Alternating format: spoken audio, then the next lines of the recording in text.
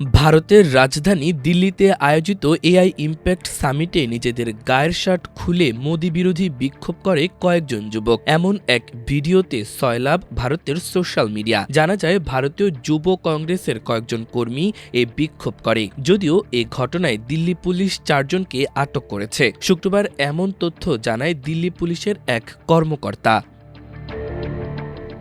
দিল্লি ওই কর্মকর্তা জানায়, এআই ইম্প্যাক্ট সামিটের ভেতরে শার্ট খুলে প্রতিবাদ করে সরকার ও ভারত যুক্তরাষ্ট্র চুক্তির বিরুদ্ধে স্লোগান দেয় বিক্ষোভকারীরা। তাদের টি শার্টে নরেন্দ্র মোদী এবং মার্কিন প্রেসিডেন্ট ডোনাল্ড ট্রাম্পের ছবি ছিল। গ্রেপ্তার 4 জন হলেন কৃষ্ণহরি, কুন্দন যাদব, অজয় কুমার এবং তেলেঙ্গানার নরসিমা যাদব। এ ঘটনায় এআইর ও একাধিক ধারায় মামলা দায়ের করা হয়েছে। পুলিশ জানায় আটককৃতদের পাটিয়ালা হাউজ কোর্টে তোলা হবে। অভিযুক্তরা নিরাপত্তা কর্মী ও দায়িত্বে থাকা পুলিশ সদস্যদের সঙ্গে ধস্তাধস্তিতে।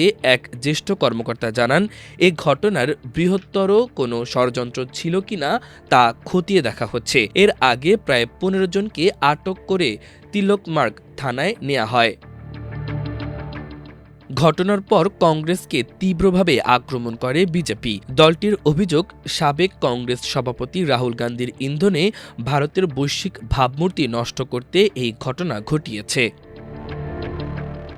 যদিও পরে ভারতীয় যুব কংগ্রেস সামাজিক যোগাযোগ মাধ্যমে ভিডিও পোস্ট করে জানায়, তারা এআই সম্মেলনের বিরুদ্ধে নয়, বরং দেশের স্বার্থবিরোধী আপোষের বিরুদ্ধে প্রতিবাদ করেছে। তাদের দাবি, গণমাধ্যম ও সামাজিক যোগাযোগ মাধ্যমে কণ্ঠরোধ করা হচ্ছে, ফলে সম্মেলনের ভেতরেই তারা অবস্থান নিয়ে প্রতিবাদ জানিয়েছেন। পোস্টে তারা আরও বলে, দেশের কৃষক ও যুবকদের স্বার্থ বিসর্জন দেওয়া হলে আমরা চুপ থাকব না। পুলিশের দেয়া তথ্য অনুযায়ী বিক্ষোভকারীরা অনলাইনে নিবন্ধন করে কিউআর কোড সংগ্রহ করেছিলেন। তারা জ্যাকেটের নিচে আপত্তিকর লেখা ছাপা টি শার্ট পরে হলে প্রবেশ করেন। পরে হল নম্বর 5-এর লবির কাছে জ্যাকেট খুলে বিক্ষোভ শুরু করেন।